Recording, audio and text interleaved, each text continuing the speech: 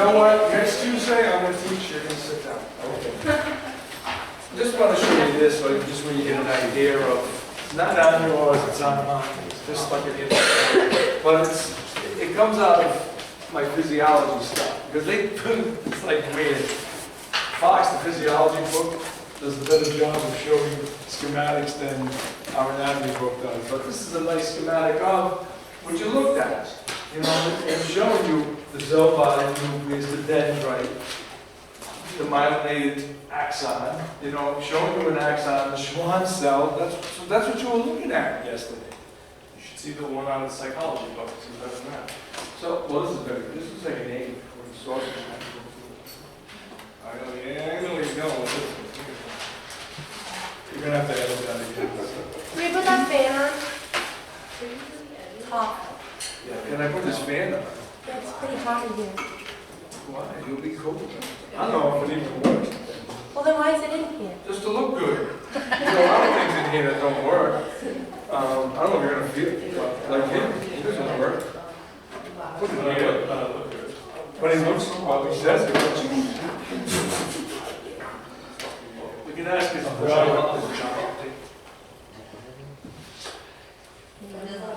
doesn't work because it's in the button. Pull up on it. Push it out. That's what she said. Can't get it. No, right, there you go. This came at 9. Late. Yeah, late, till they $5. He charges a tour for he's hot, so we're going to pull him off. Okay, that's straight. But they go through, but then you can actually see the node here. And the important part of this, when this thing would fire from the helix right here, this is where your action potential would take place. It would jump, just like that, to move at a faster pace. So there's two types of chemical responses you will learn about in phys that are termed, one for that type of firing, one following down the axon, flowing in the flow fashion, which is slow, which would be a gray fire. So that's the way your white fire would fire. But this gives you an idea of what you were looking at in lab yesterday, what you're going to look at today. That response is pre-synaptic response. Yes. If it is a presynaptic response, if you talk in your autonomous, but not in a normal motor response, no. Okay, so now today we should go to the brain, I think. Correct? Yep. Okay. David says correct, so it's correct. And this is another thing to just show you that there's more than this type of setup would be more of a motor response. This type here is a sensory response coming back, see it? Yeah. And then you have the nerve body, and this would kick on into to get inside the spinal cord. So it shows you have bi-axon setup, versus monoaxon setup. So you do have different types of axons. These got included into our PowerPoint. You said that they weren't working out. No, they're not. I haven't uploaded them. I just did this like 20 minutes ago. Okay. So, so no, I just wanted to show you a better picture. But I will upload it, and here it is here. All right. And this is like, so I'll put this up here so you have this terminology, this upload, to describe each thing. And because I was looking through that, because I said, I just don't like the description of some of the stuff that the book gives. Let me look up.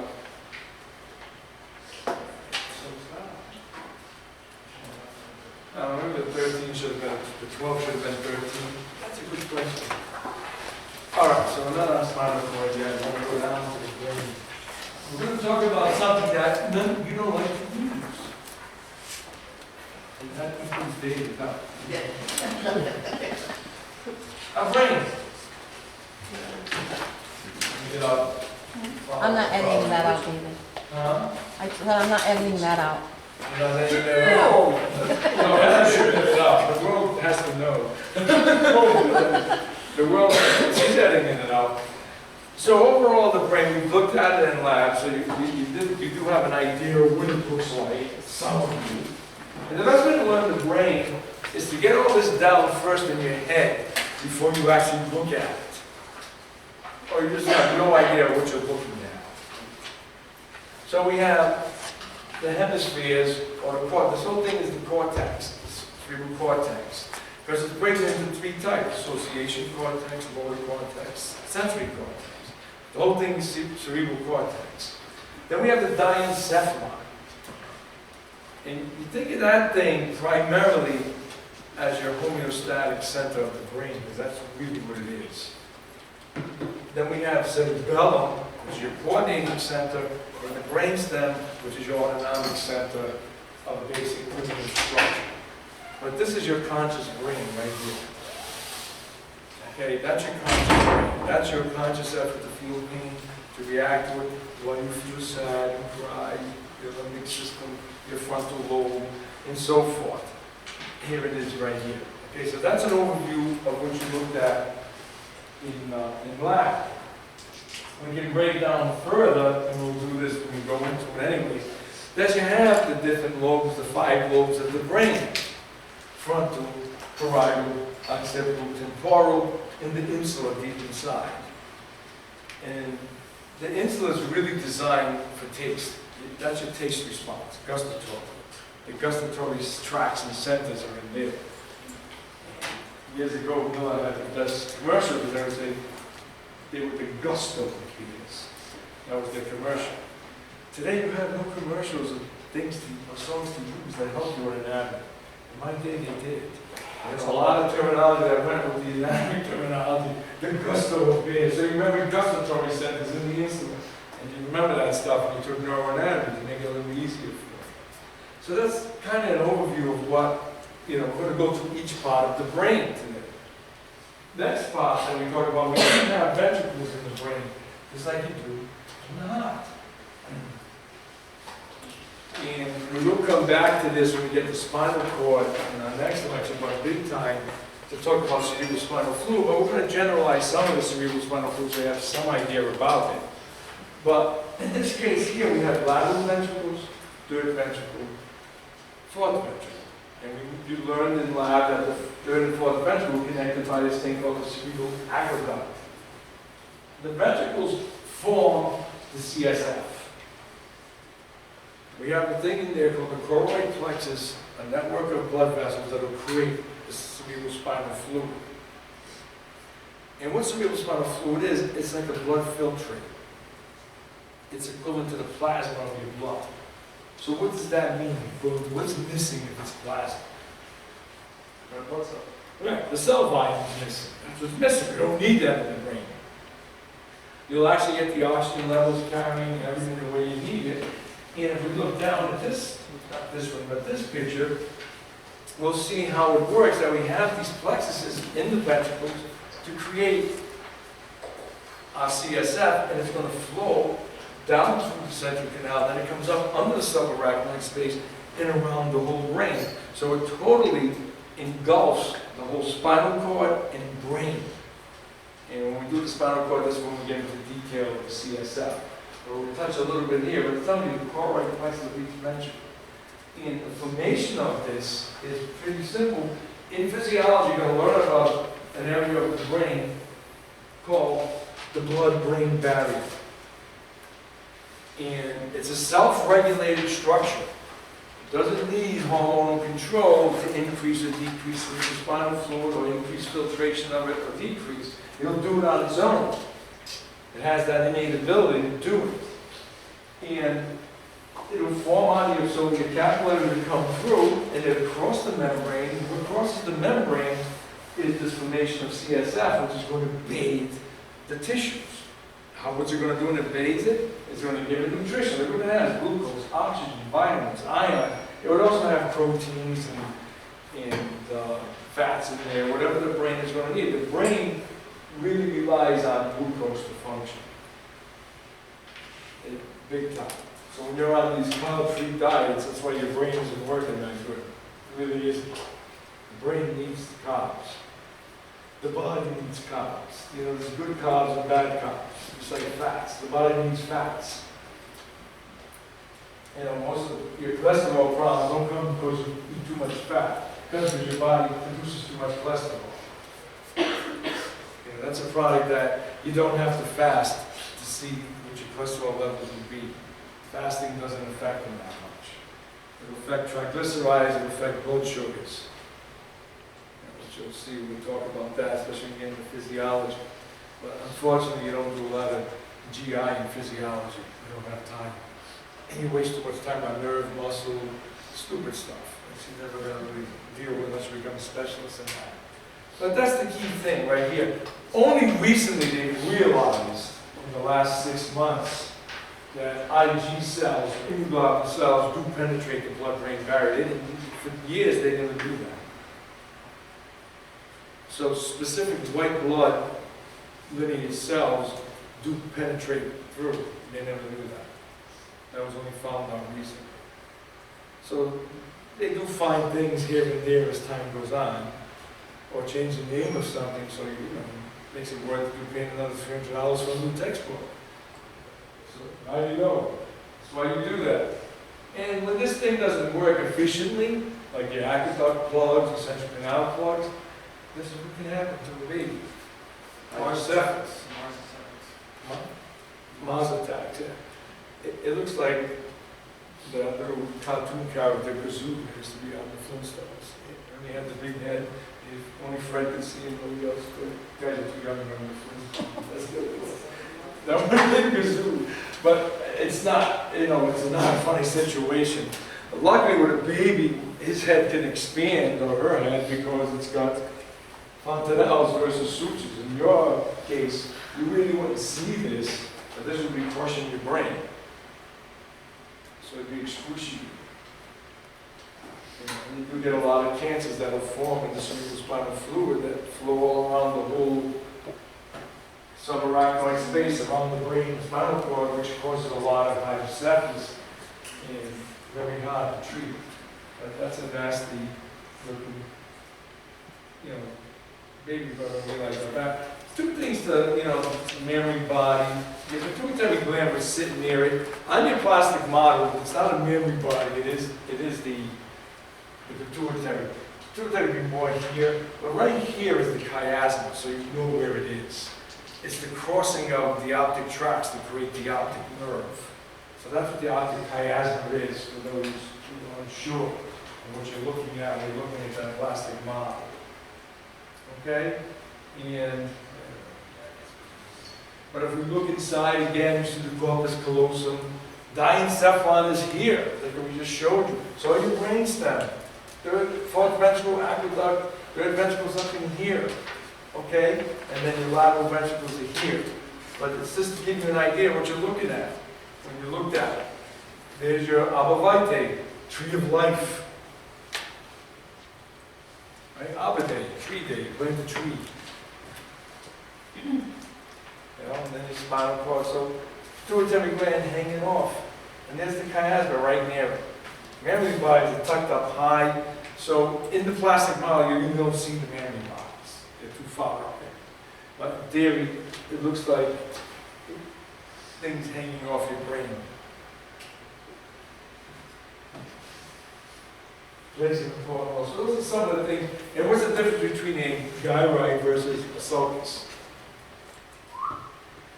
Gyri is the valleys, right? Gyri is like the mountain or the bump, and the sulcus is the little gully, just like on a bone, a sulcus, same difference. So don't mess that stuff up. Those easy points on a practical people, on a written text, on the true and false.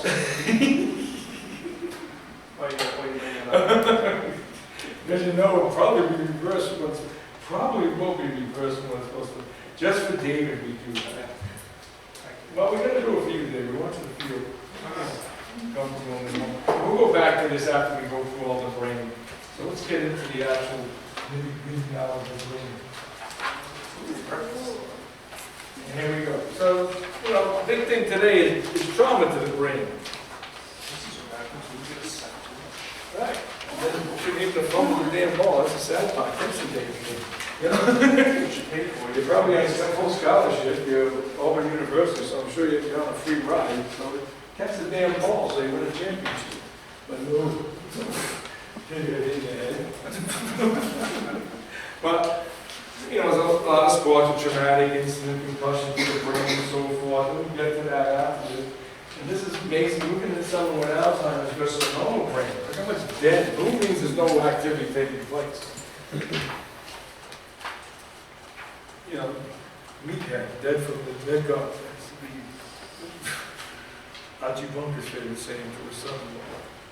But there you go, look at these locals, I don't work anymore. You wonder why the person's like, doesn't remember what they just need. You can change the subject and they forget all about what you're talking about. So they get agitated, you kind of tell them, okay, I'll go look for it. Go back 5 minutes later, ask them. I want to know what the hell they asked. Now we get into the brain stem. So we're going to start with the brain stem and work our way up the brain. So we're going to this is very simplified from other things it does. Okay, so it's a very simplified version of brain anatomy. There's a lot more that goes on than we're going to get into detail. We're not a neuroanatomy course. I'm telling you, don't know everything there is to know about brain after coming through this flesh. You have some knowledge. And to this day, because 90% of the brain, they still don't know what it does. So it's amazing. After all this research, still don't know. But we look here. Well, it's the most caudal part, meaning it's the top part right above the spinal cord. So when you look at the medulla oblongata, it's like a modified spinal cord. That's all it is. Adam Sandler, the water boy, didn't have one. That boy ain't got no medulla oblongata. Well, Mama says. Well, Mama said it's a alligator's all the teeth and no toothbrush.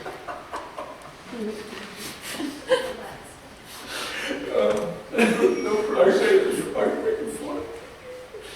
But it contains the 5 inferior cranial nerves, 8 through 12. So it kind of gets important when you see that these certain nerves are being affected. Is the problem that far down in the brainstem or not?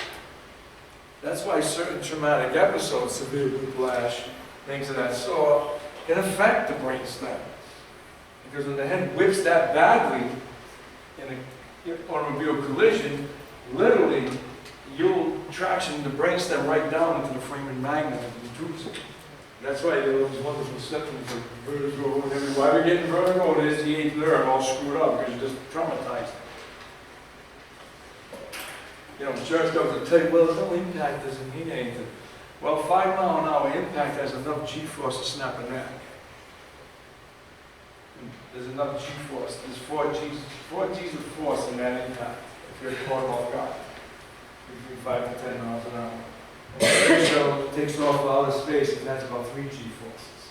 So working full pressure on your neck. So that initial impact catching you off guard at 5 to 10 miles an hour hits you with almost 4 G's, which is enough to snap it. So when they give you that line that there's no trauma, that's bull. That's just them saying, we're not paying the claim. So then you got to go on TV and find a lawyer. No. So 8 to 12. So we know this one, 8 is vestibulocochlear, you'll learn that. And 9 and 10, ossopharyngeal, and then the vagus. Vagus is your biggest parasympathetic nerve. So we messed this up. We're going to lose a lot of parasympathetic functions, such as our cardiac center, vasomotor center, respiratory centers coming through here.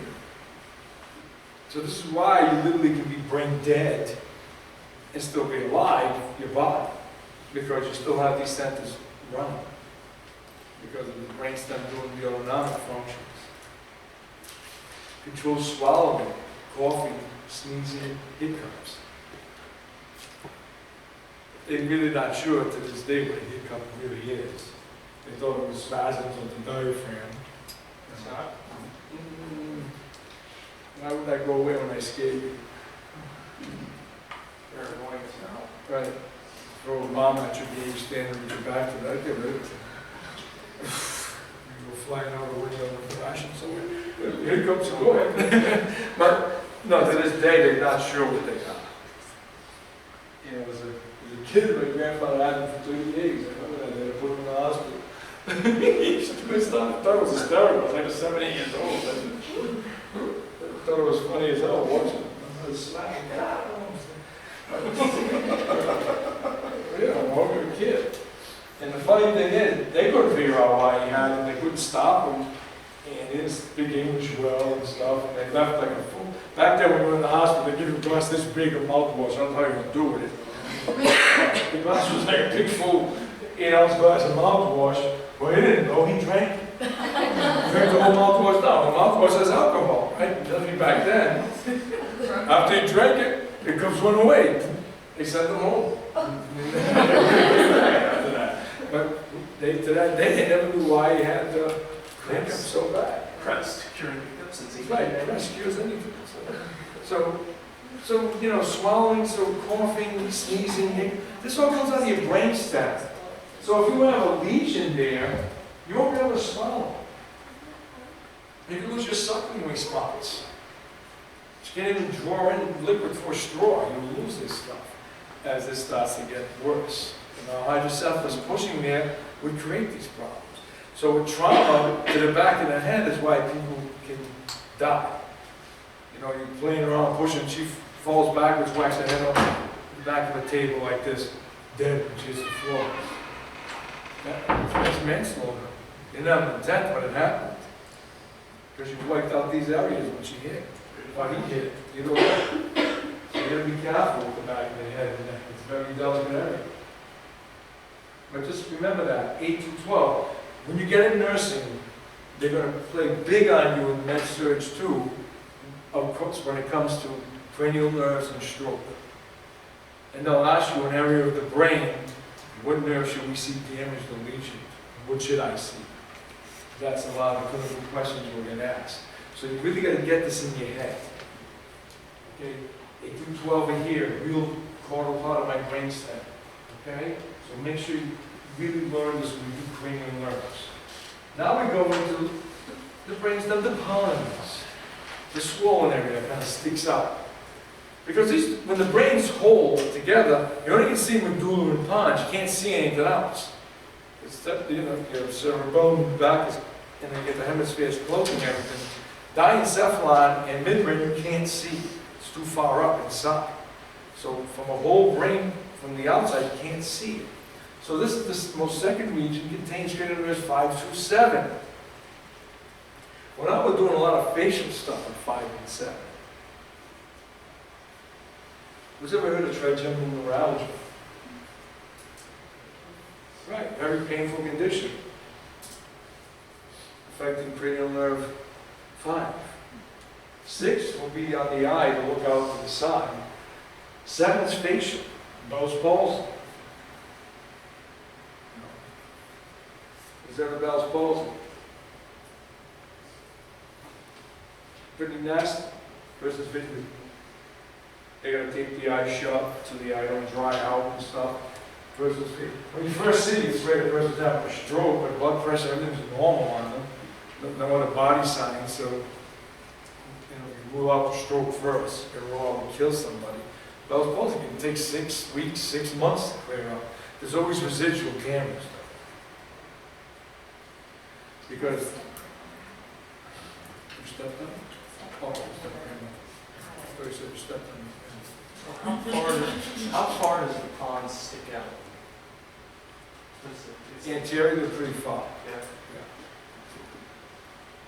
Of course you asked that. But it stimulates cerebral alertness. So in other words, the brainstem now is trying to stimulate your upper brain at this time. That certain things can disturb you. Visceral disturbance can stimulate this to wake you up. Like you're having a heart attack, or you throw up, stomach pain, go to the bathroom. Well, that's kind of stimulating the cerebral nerves to wake you up.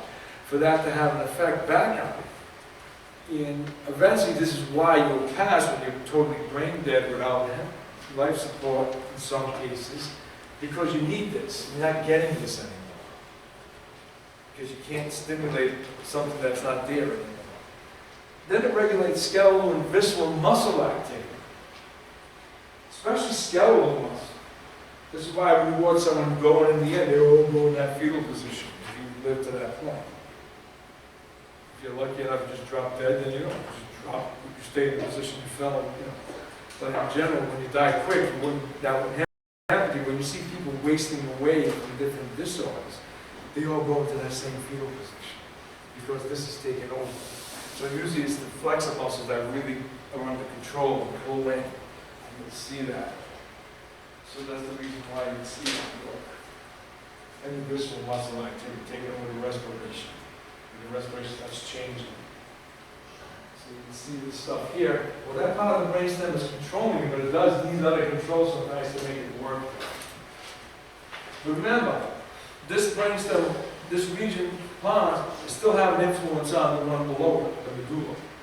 So it still will affect respiratory, still will affect cardiac and vasomotor. What is vasomotor? We didn't even talk about. What does vasomotor activity mean? When I said vasomotor.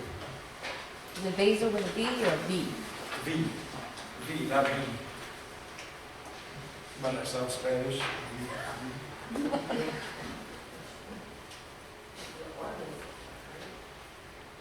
She says organs and stuff. A motor response to what kind of organs? Not the heart. No, the heart has cardiac centers. Okay, so vasomotor through intestine. No, it might be intestine. How about vascular? Yes. Arteries. Oh, blood pressure response. Oh. So your blood pressure is affected in that region. Ooh. I like that. Ooh. Okay, now we go to the most cranial portion of your brainstem, which is the midbrain. It sits right kind of in the middle of your brain, that's called midbrain. I really thought about that term. What should we call it? It's in the middle. What do we call it? Midbrain. Okay, we will. Contains 3 and 4. Well, 3 and 4 has a lot to do with vision, because 4 is going to control a lot of, 4 and 3 will control again muscles, extraocular muscles of the eye. Because it's 6 and they'll control 5 of them. Also, 3 controls what? What is number 3? How about you, Desiree? I'm trying to think, it's not olfactory, is it? No, that's 1. Oh, 2 God. is optic, 3 is, who said it? Good job, oculomotor. Working on it. Working on it. She did 1. Okay, oculomotor. So just like it says oculomotor, motor to the eye, it controls your pupillary responses, it controls your lens, and 4 extrinsic muscles of the eye, which we'll go in detail when we do it. But you can see a lot of control is happening already, which is your ability with vision, to focus, to respond. And behind it is the cerebral aqueduct. And that's what connects the 3rd and 4th ventricles. This is why this kind of makes sense. Visual reflex,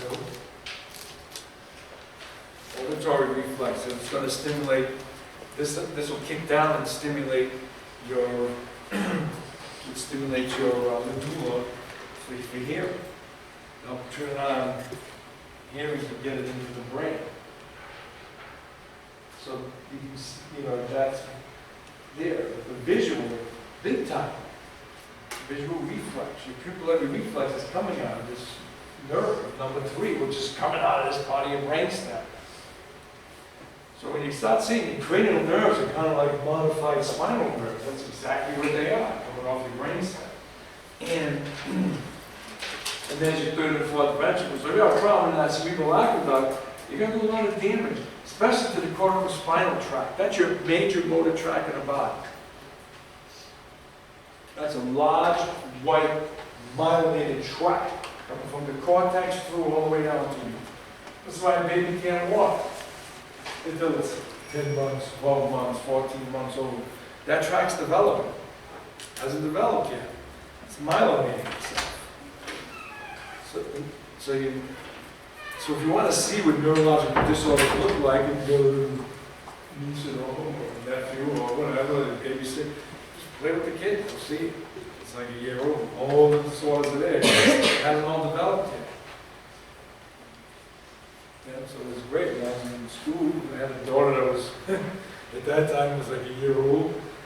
And when I had neurology classes and neurology exam, did all the tests on her every night, so you learn. So you'd see what it looked like. She'd be like, all the reflexes would be all screwed up on her, because she was a baby. You know? The Babinski response, you'd have the positive response for the upper motor neuron. So you see, really in a baby, upper motor neuron lesion damage. Why these tracks are developing. And then when you see them again, someone has a stroke, or now you destroy the track. So there's certain things you can see that would exist. So you can learn off of it to see what a disorder would look like. But that's normal for them because they're still developing. It's not becoming 2 or 3 and still there. No, that's not normal. That's a problem. So just be familiar with the region where things would be. Okay? Now, next we go to what? What does the cerebellum look like? Well, it's that big thing in the back, and it's like plugs into your brain. And the reason it plugs into your brain, and it connects by the peduncles, like little bumps that stick out, and then there's bumps on the other side that they fit in, so they hook to one another. And the key of it, though, is to smooth out body movements. To smooth them out. So when you don't have what they call intention tremor versus a resting tremor. That's how you delineate where am I in the brain with this problem. When you have this type of intention tremor, it means I go to grab this thing and my hand goes everywhere but because I can't get it to do it. Think of someone with not a severe but a moderate or mild case of cerebral palsy. They tremor when they go to move. They can't do it without, and even when they walk, they're like, their legs are not sure of positioning where they should go. No, that's different. We're talking about that'd be the sustained diagram down in the brainstem and the basal ganglia. We'll talk about that when we get to the hemispheres. But this would be the smooth out your body movement. So that's that white treatment. That's plays such an important role. That spinal tract we're talking about is going to feed through it and back into the brainstem, then into the spinal cord to smooth it. So when this electrical impulse is traveling down to fire your muscles, it's going to make sure it fires them perfectly. That should make this nice rhythmic movement. I had a student last night, she was born without that. And she has no symptoms. Because everything that should have been there was there, just laying flat against the rest of the brain. Now they found it. She had head trauma in her sport. At 15, they did an MRI and no cerebellum. But she had no symptoms whatsoever. Totally normal. She had like nice smooth. Oh yeah, you would never know looking at her, talking to her. Because that was there. The other white thing was there. It just wasn't inside the cerebellum. It was just laying flat, growing flat on the brain. So it was just laying there. So you don't know. But I think it was school. She said that. I was born without that. She was here. And she had these providers. You're probably going to see, like you talk to microbiologists, like Professor Negrio teaches here, he's from the health department, and he's right, you're going to probably see an increase of it after spring break. The students are going to go down in the Caribbean, down into the South areas where it is, and they're going to bring it back. And they're not going to realize they have it because most people, 80% are asymptomatic, and it does sexually transmit. So, if I was an Olympic first, I would not be going to Brazil this year. It's not worth the risk. You can get Guillain-Barré syndrome, become paralyzed. Some cases you die. And there's no treatment for it when you do get Guillain-Barré. You just lay there and hopefully your body can overcome it. If it can't, if your immune system's a little depressed, you most likely won't overcome it and it'll take it. But the person becomes paralyzed and so forth, can't move.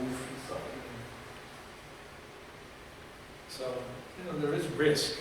People don't realize that. So now we're in the diencephalon. We've been dying to get there. Dying to go towards the head. Diencephalon now. Forms the central core of the forebrain. When you think of this, think of homeostasis.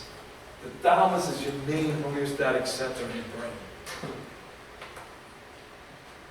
The temperature regulation. All your regulations of bodily function has to go through this. It's the major relay station. This is the boss. He's the boss of everything below him. Nothing goes to the hemispheres, to and from, without traveling through the thalamus. And the big circle part you see is mainly thalamus, because the thalamus makes up most of your diencephalon. 80%. That's your question, is it? How about a true and false question? Well, is it true that 60% of the false? 81% false. You don't even understand. For 4 hours, she true false me. Just because of that. Well, she was better with true false. Might be 2/3. Should be the 94. The hypothalamus is visual control. Well, look where it sits. The hypothalamus sits where your pituitary gland is, and what's right in front of the pituitary? The optic chiasm, the tracks travel by it. And the fascinating part of the hypothalamus, which I think is fascinating, the pituitary gland is known as what in the body? The master endocrine gland of the body, correct? Yep, produces most hormones. Well, here is where you have neurotransmitters and hormones communicating. It's a chemical communication between the neurotransmitters of your brain and the hormones of your body, which is pretty fascinating that this actually has a communication at the chemical level. Synapses. So it is, to me, it is, to you, it's like, oh, guy needs to get a life. No, it is fascinating to think about something so small that maybe this big controls all your endocrine functions. 7 major glands work off of it. It communicates with the brain to know when to and when not to. So it's pretty fascinating. Look at this stuff and think about it. So this be, oh, let me memorize this. Well, if you kind of look at it as some fascination with it, then there's less memory to do. And we will do the endocrine system. That's our last lecture. We do the endocrine system, endocrine, to bring all this body stuff together, how it works, and so forth, so forth. But it is pretty fascinating. Then you get the hypothalamus, which is above the pineal body sticking up, which secretes melatonin. Melatonin helps you sleep. This is your internal clock. The pineal gland is your internal clock. Right, exactly. This is why every day you wake up at 5 o'clock. You're used to doing it. You don't need a alarm clock anymore. I don't. Wide awake, like 10 to 5. Wake up. It's wonderful when it's on the weekend, too. It's like, shit. Well, on Sunday. Not Saturday, I'm here, so don't make a difference. But still, it's like, damn. It takes time to knock that rhythm off. Well, good drugs will knock it off, but in general, you know. But in general, it's your internal. Your body would know, even though you really wouldn't be aware of you in a dark space of what time it is. The body would know when the function should start turning on, bodily function. You shouldn't be sleeping anymore, you should be waking up. Which is pretty amazing. That happened a lot overseas. Yeah, messed you all up. Because we did a whole lot of missions from like 1 a.m. We would start. Right, yeah, so that messed up your rhythm to know it. And I switched to Right, it's like people who work night shifts, they're all messed up. Most people have a hard time sleeping during the day, you know, unless you change your cycle of living. You know, you have breakfast, that's dinner, and then you go to bed, so, you know, which is different. But melatonin, that's a transmitter. Serotonin, a transmitter. GABA, neurotransmitter. Dopamine, neurotransmitter. So now dopamine, right? People with Parkinson's. And the problem is it doesn't break down, and they'll give you the enzyme, but after a while that doesn't work either, and then just say goodbye. It's amazing to say goodbye. Now we go to finally the part of the brain that we should be using. Yes. We have fissures, which are deep grooves. So deep grooves would separate all your locals. Okay, so those would be fissures. But the ones that we really focused on are sulcus and diagram, ridges and small grooves.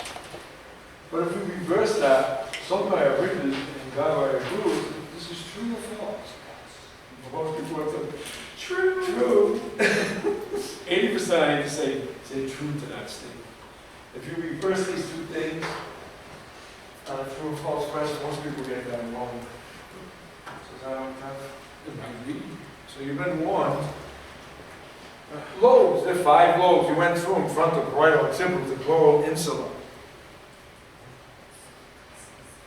So your limbic system is kind of which floats between the diencephalon and your lobe, especially the frontal lobe, some of the frontal and occipital lobe, and that's you. That's your behavior pattern. That limbic system.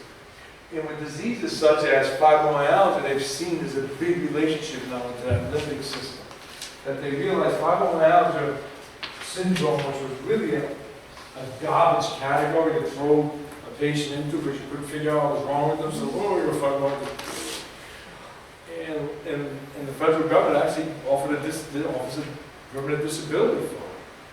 So, not that garbage. The person's looking on disability. So with that, because they really can't prove you have it, you don't have it. But the point is, now they've realized that by doing MRI studies where they can actually look at the brain and stimulate the body and see how the brain reacts to it, is how they figured out that this fibromyalgia situation is coming from the brain and not the fibromyalgia tissues of the body. So the rheumatologist is not the doctor we see in this person, should be neuro and psychiatrist seeing the person. They've realized that's the specialties that are handling it. And what they did is they put a normal person in an MRI and create a stimulus to their finger, or put a plastic clip. The brain just about recognizes it. Not a big deal. Do the same procedure to someone with fibromyalgia, the brain lit up like a Christmas tree like you were cutting their finger off. Shows such hypersensitivity of nerve endings. What they're blaming is acetylcholine. It's too much. It's just pouring out at a higher rate than it would in a normal person, and the excess is keeping the nerve endings totally hypersensitive. So that's why these newer meds out there that they're using, the antidepressants mixed with other products, like Lyrica, is designed to help the person with fibromyalgia. So they realize this person may have suffered a severe traumatic incident. Didn't have to be body trauma. It could be emotional trauma. And it takes time to come out with a person, but it will. So for years, they just turned the person, because every new test is negative. If ibuprofen works, or any type of steroid works, they don't have that. You misdiagnose them. If physical therapy works, you misdiagnose them. It's when nothing works. They feel worse after activity. Because they will. You're pouring on more. No, I was going to say, I had it from the age of 18, and I'd going to the doctor over and over again, and it wasn't until I was 40 That they figured out, yeah, because it took that long. I remember reading this diagnosis back in the late 80s, practicing about it, reading a journal for I kept being told it was in my head. The 18 points are Yep. positive. Well, guess what? Those are positive on Yeah. everybody because they're neuromotor units. So they're going to feel discomfort because it's where the nerve is surfing to the muscles, so of course it's going to be tense.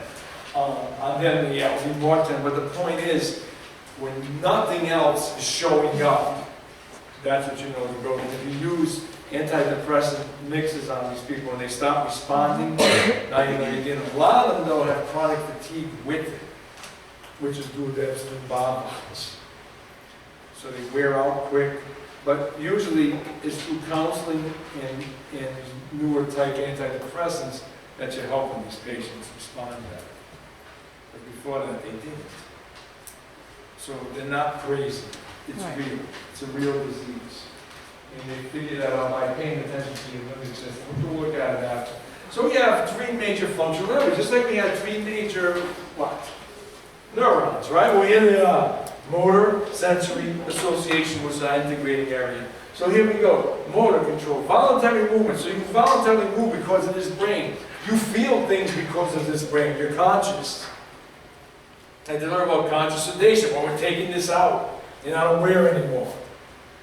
Association area, well, that's going to integrate. So this information is going to come into you integrate it, and then decide, do I send it to the motor cortex or do we don't have to?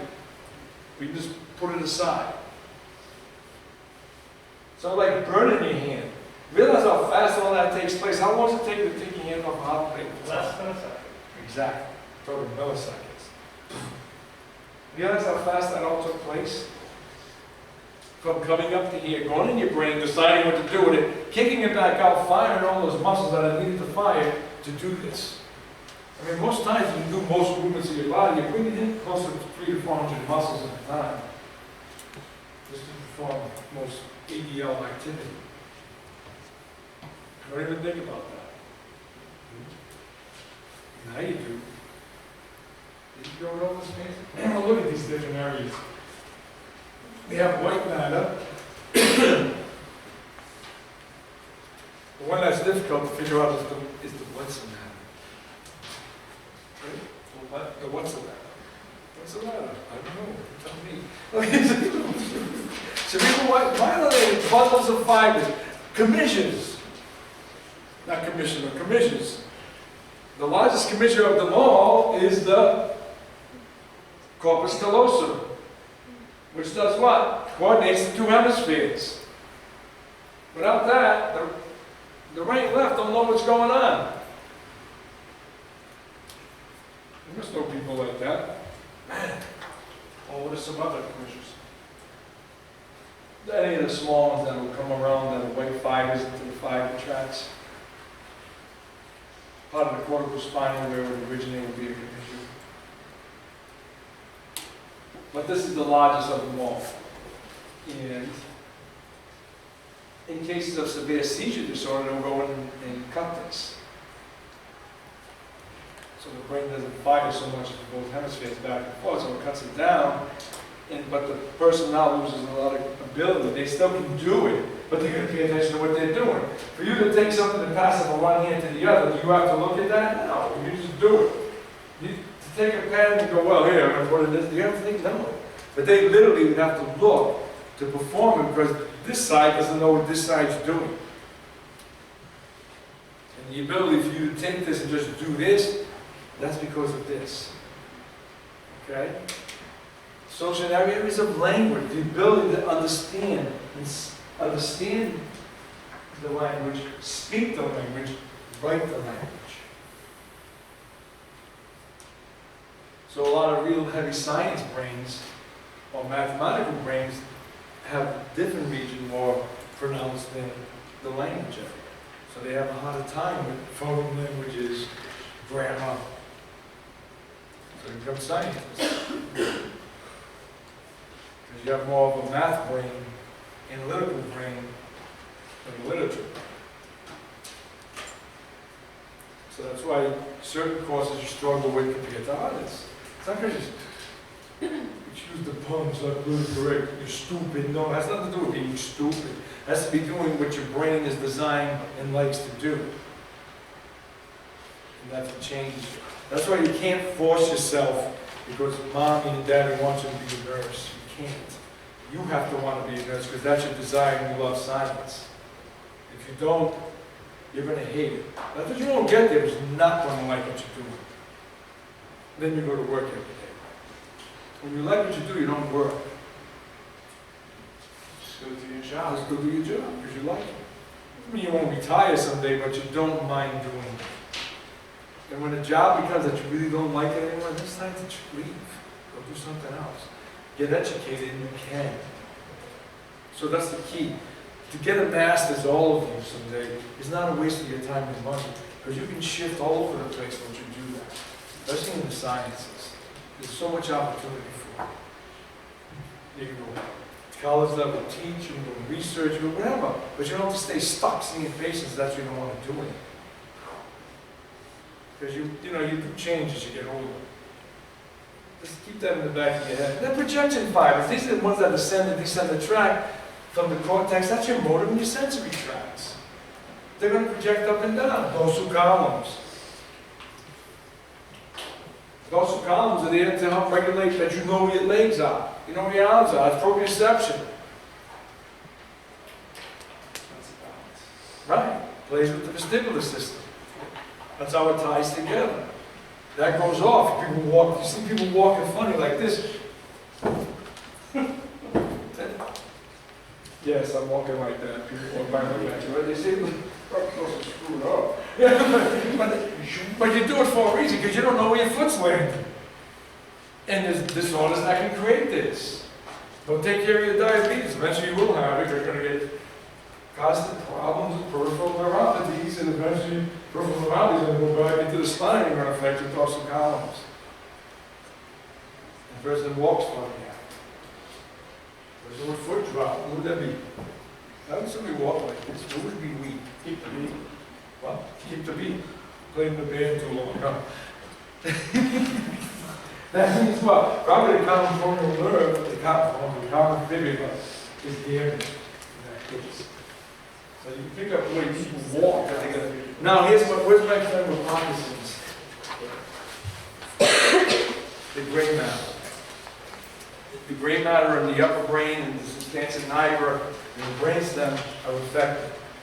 This is what causes Parkinson's. This area of the brain is designed to get you moving, stop you when you have to, and the intensity of the movement. Parkinson's people lose that ability and have it pretty severe. And they get the pill rolling tremor like this. They sit and do this when they're really severe. When they go to move, they sit and then the destination gate, they will fly. They can't control themselves. So that's the triad of the Parkinson gate that there. Destination gate. Do the dopamine problem.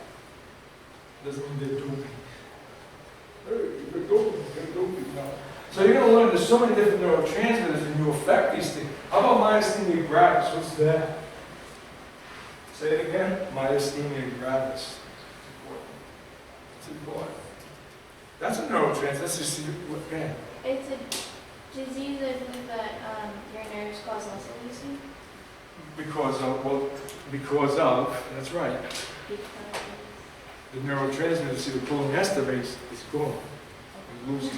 So you lose muscles that will fight gravity. The person can't pick even this up. Eventually they can't close their mouth to even chew. And then eventually they die. And what is it called again? Myasthenia gravis. Ever hear of that? Usually diagnosis from life to death is within 2.5 years of diagnosis. And there's nothing, even in today's times, they still, from when I was in school to you guys in school, still can't do anything for the disease. It's awful to watch it. You got a fish. So that's pretty much all the brain. So let's look at some of the areas of the brain just to give you an idea what the hell we're talking about. So foolish. So if we look at this, and we're looking at the motor and sensory, the brain, the mapping of the brain, and you can see how it works. And crosses, you know, and it's going to be ips or contra for movement. Ips. Movements, ips. Yeah. Doesn't cross.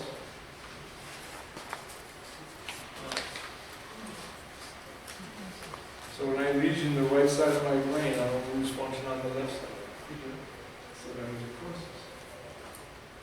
crosses. Some tracks do, some don't. But your big major tracks do.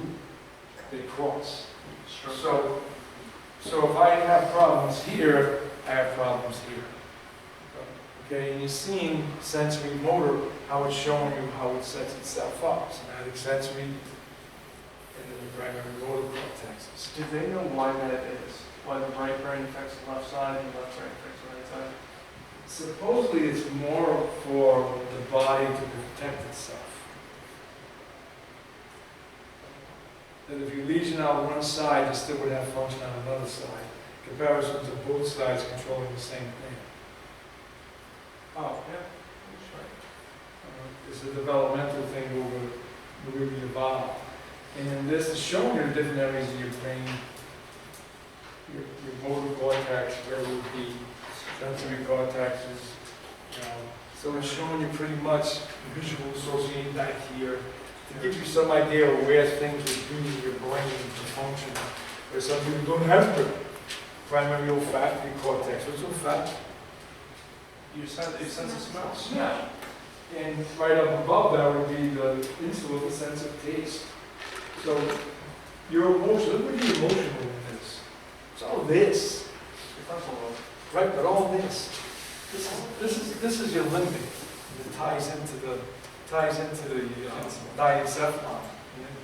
And that's the, so if it's, if your girlfriend is too big, she's gonna cry all the time. This is so cool.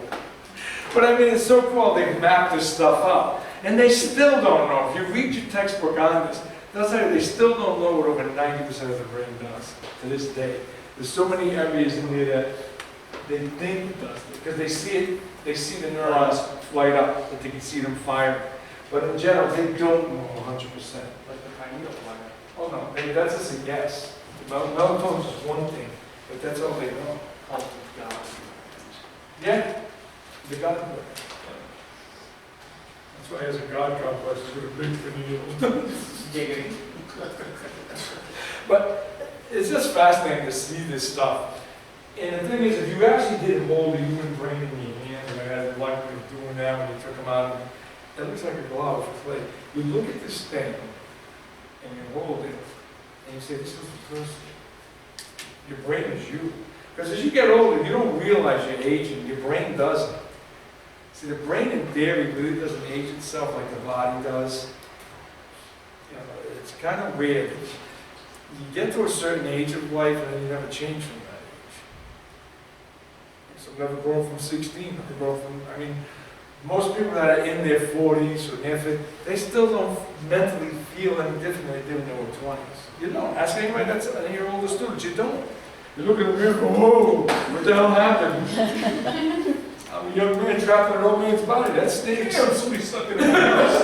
It's like one of those movies. But it's true, and you're too young to realize it a lot. But you're going to relate to what I'm saying someday. You're going to say, you know what, that old ball first we had was great. I'm like 50 years old, But it's true. The brain is funny because it doesn't age like the rest of the body. It's a different type of an organ. It's serious when I tell you that. So I know you laugh, but we're going to do that beside the phone. Let's go up and it's pretty much a real brain, what it looks like. And it's kind of, it's just nothing but interneurons and tracks just folded over themselves. That's all this thing is. There's tons of cell bodies that just keep firing to one another. 10 million to be exact. Yes. Purpose of the transverse cerebral fissure. This is to separate. That's it. Just to give it a name. Do you understand they like to give names? Scientists, they just love doing that. I'm not sure all the limbic system on. And look at the cerebellum, how it's plugged into the rest of the brain. Just think of this stupid thing sitting back here. It looks like nothing. With a tree in it, and without it, you can't move the way you should move. You can't coordinate properly. So it's just fascinating to look at this stuff and say, wow. And there's our friend Kazoo again. Who the heck am I showing them? I guess not. You're going to see this if you do the spine. Has a severe meningeal seal due to spinal bifida, which is severe and significant. A couple of things to go into. We'll start just into this gray matter and what's in matter, but the spinal cord, and then we'll be done for today. Let me just get through these two slides. Well, just like in the brain, the spinal cord is a continuation of it. Still in the central nervous system, now we're in the spinal cord. The gray matter is made up of all neuronal cell bodies and dendrites, so there's really no axons. It's mainly all cell bodies. Very short interneurons is all they are, just to move from one segment to another and bring the information up. Located in the horn region. So if you look at this, if you look at a cross section, right? So what do we mean by the horn region? When we drew this thing out, the horn region is this part. H for horn, and there's your central canal. But the H for horn, there's the horn region. Okay? Well, there's a butterfly, but I can't draw butterflies here, you. So, there. And it would have, you know, and so this would be, we drew a line across here, and you'd have this out here coming in like this, right? And we'd have this one here feeding out, just like we talked about. And everything back here is what? Sensory, everything in front of this line is motor. So that's the given, but this is unmyelinated. And it have a ventral, dorsal, and lateral horn. So it would be more like that. Little too. She likes butterflies. So it would have a lateral horn, a ventral. It's just the way it's positioned. Okay? And most of your visceral stuff sits in the middle part. Most of the somatic stuff sits here or here. Okay? So that's pretty much how it's laid out. But the thing is, it's great now. So simple as that. And we good. We're downstairs in the lab, freezing the desk. I'll tell you boil What today. is the temperature say? My last. It says like 80 in there. It says like 78. Then we go to the white matter, which is the funiculus area, which is this. The outside. And it's made of, not, why is it white? Myelinated bundles of nerve fibers, tracks.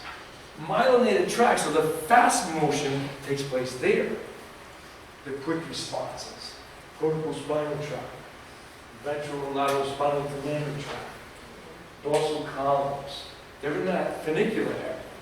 Because we want these things to react fast. Those are the four major tracks you look at on a person. It's by looking, by the time a person walks up and you shake your hand, you can figure out those tracks are working. Just watching a person walk and come up to you and shake your hand, you already evaluated a lot of them before you even start your examination on them.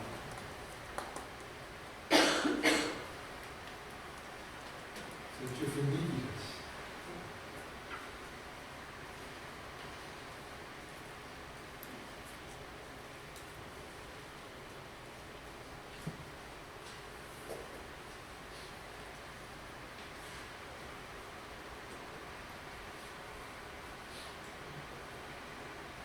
The outside. And you looked at that, you'll look at a cross-section model today in lab, and I want to show you that in a second so you can write. For those who have lab today, Professor Wood. So if we look here, we'll go back to this in a second, but you're going to look at a model that looks something like this. And on it, you're going to actually see the horn area and the funiculus area. Okay, and it'll break itself into a dorsal, ventral, and lateral. And the same thing, we draw a line across this. Anything back here is sensory, anything in front is motor. And you're going to see the dorsal root ganglion, the dorsal root, ventral root, spinal nerve. Now what you're seeing here, this would be the dorsal ring light, ventral ring light, communicating ring light. The communicating ring light turns on the sympathetic ganglion. That's its job. Is this the model that you're potentially taking off the practical? No. It's the other, okay, it's the other. The one that's off the practical is hanging on the wall. Okay. The one, there's a sheet that says half man or half model. Don't pay attention to that. That's not on the practical. I don't like it. After I bought the thing, it's like, this thing sucks. Look good in the book. It's just too complicated. You're looking at it, it's like, how am I looking at it? That's not complicated. No. Maybe not. Yes, then remember you saw that? He was walking around. But you would see that in lab, and I want to show you this, I want to show you this for people who are in lab today. Because you're not going to get in talking too much. You're going to look at a model that's similar to this, but it would have the torso hook to it, okay? And what you're going to see are these three major things down the bottom of it. The spinal cord come all the way down from brainstem to around the level L1, L2, okay? It ends at that point. It ends in the cone shape, hence called conus medullaris. Now the older textbooks used to call it conus terminalis. They don't anymore. Called conus medullaris. because of how the term for kids to remember. So you put medullaris there versus terminal and terminalis, right? So here you go, conus medullaris. It'll continue on with pia mater as the filum terminale all the way down to the coccyx to anchor this thing. And on each side of that, you have this tail that looks like the tail of a horse, known as the chorda equina. You will see this in the model. And the back. What? And the back. On the bracket. And on the top of it, which we don't have here, we'll have to go to the brachial plexus and stuff, and we'll do that at a later time. You will see in the brachial plexus on the top, you will see sympathetic ganglion coming down here on each side of it, and nerves that will be coming out in between ribs known as intercostal nerves. So you'll see ganglion, which are going to look like little pink salmon colored beads on top of the ribs. That's the sympathetic ganglion. The white lines between the ribs, intercostal nerves. Another thing to learn is when you're up here, the brachial plexus is going to run itself from T5 to T1. You literally have to know each segment. C5 nerve root, C6, C7, C8, T1. And there will be nerve rootlets that come out between each vertebrae. And then they will unite together. When they unite together, on the outside of the model, coming away, you're going to have three cords. You got the anterior, you got the medial, which would be down this, the bottom one, the lateral on the top, and in the back is the posterior cord. Those are the three cords that you're going to see. Let me get you a brachial plexus. I'm sure I'm going to have to read the slide. I want to show you this. Well, this is going to make it easier for you in the lab, so you're not so stinking lost. Let's just get into the brachial plexus with you.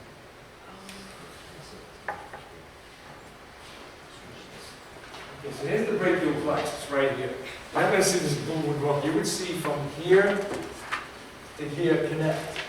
Take that one away. It doesn't do that. It doesn't run to there and it goes out. But you'd have 5, 6 at the nerve root. Then you're going to learn the cords. So you're going to have a lateral cord, you're going to have a medial cord, and a posterior cord. What we tell you to look for in the cat is the M of the cat. This. The M. These two, the lateral medial cord, will form the M. That means they're in the anterior portion of the arm. Okay, this is the anterior, the posterior, so it's the anterior. They will form the three major nerves you're going to find: the musculocutaneous, the median, the ulnar. Okay? That's what you're going to see. Alright, so these things, remember, the median's my thumb, ulnar's my pinky, musculocutaneous is my biceps. The ability to do this, that's the musculocutaneous. The two in the back, axillary and radial, well, the radial takes care of the whole back of your arm. And the axillary takes care of your deltoid. So, if you just remember, thumb, the median, pinky, the ulnar, radial, the whole back of my arm, musculocutaneous, my biceps, and my shoulder area is the axillary. Those are the 5 nerves of the brachial plexus you're responsible for. In there and in here. There's a lot of others that do things, but I don't make you learn all. Okay, so that's the key stuff that we're looking at today. And from one of the legs, it's pretty easy. You kind of already, if you pull back the Brachialis, you see the obturator, like a little white thread running from it. You pull up sartorius, you see a bundle of nerves here, that's your femoral. Pull apart the biceps femoris, a big fat nerve known as sciatic. The branch that goes deep into the gastrocs is your tibia, and the branch that comes up and around, going towards the front of the leg, is your common fibula. And that's the nerve you have to look at today. So that's what you'll be doing in the lab today, okay? So next week we'll go into the spinal cord in detail, and we'll eventually get the cranial nerves, and all your spinal nerves, and what they do. So we're probably will not finish nerve up until after the break. Okay? Have a good weekend.